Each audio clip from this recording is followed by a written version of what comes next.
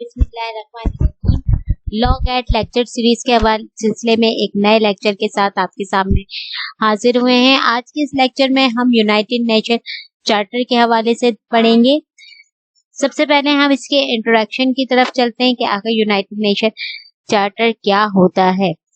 ठीक है, सबसे पहले तो हमें ये देखना है कि यूनाइटेड नेशंस क्या है और ये क्यों वजूद में आई और इसका क्या काम क्या है।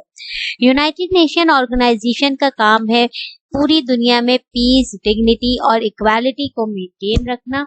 और ये वजूद में क्यों आई, इस पे थोड़ी सी हम डिस्कशन कर देते हैं। इसका बैकग्राउंड ये है कि जब फर्स्ट वर्ल्ड वॉर जो है वो खत्म हुई तो उसके बाद एक ऑर्गेनाइजेशन जो है उसका कयाम अमल में लाया गया था जिसे हम लीग ऑफ नेशन कहते हैं।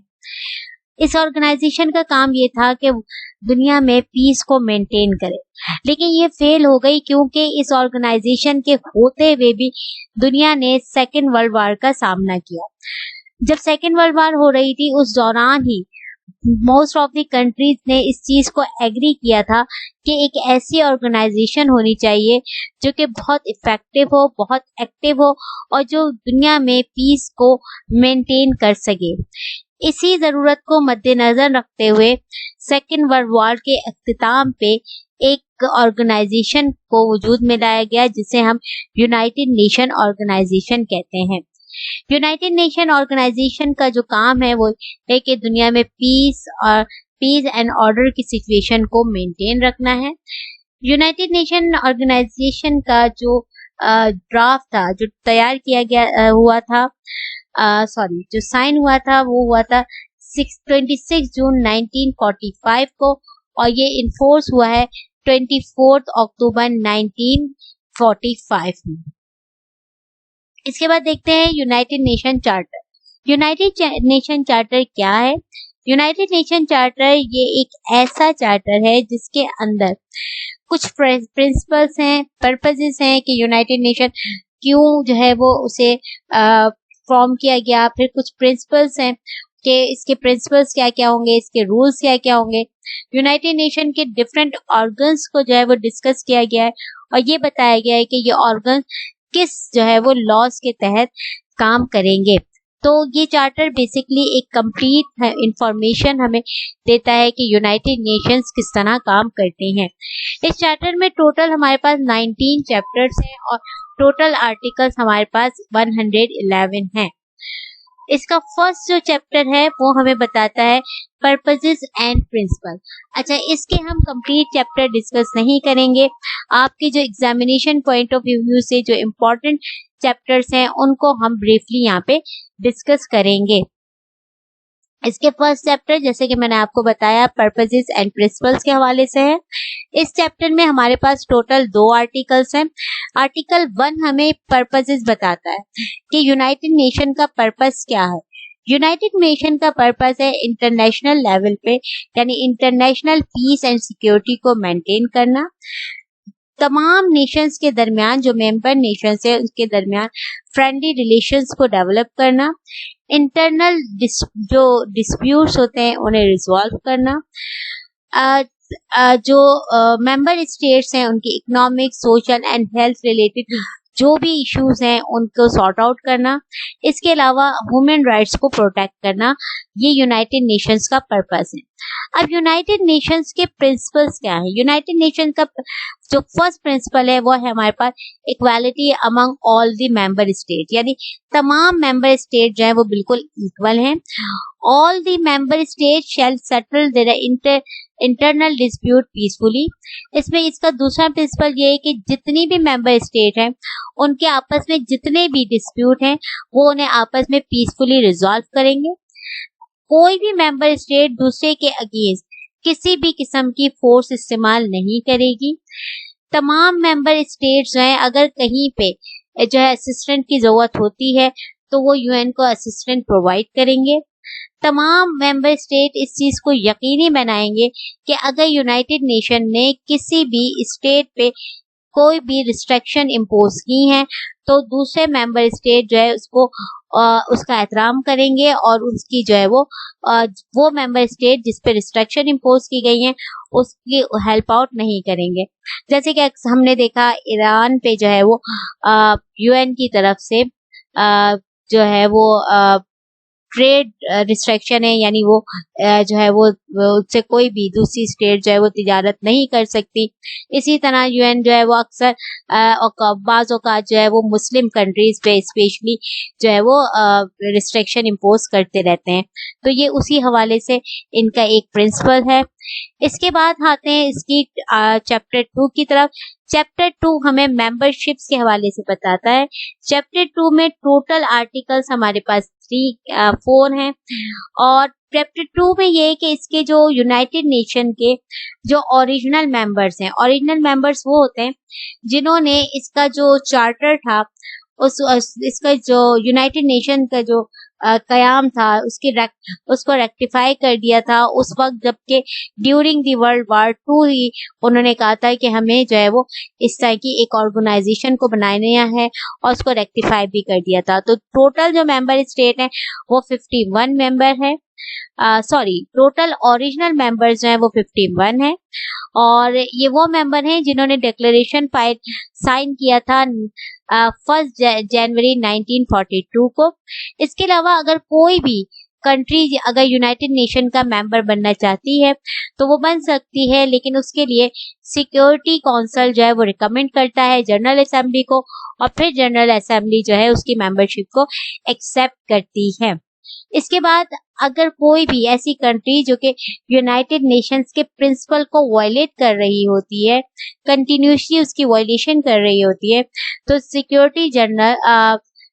सिक्योरिटी काउंसिल रिकमेंड करती है जनरल असेंबली को कि इसकी मेंबरशिप को या तो एक्सपेल कर दिया जाए या इसको सस्पेंड कर दिया जाए।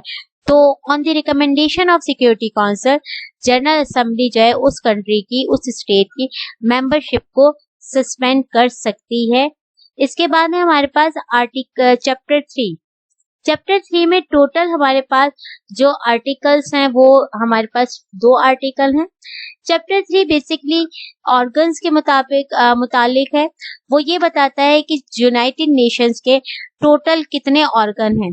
तो इसको बहुत इसको ध्यान से सुनिएगा, जहन में रखिएगा कि हम जो यूनाइटेड नेशंस के जो टोटल ऑर्गन्स हैं वो 6 ऑर्गन्स हैं, जिसमें हमारे पास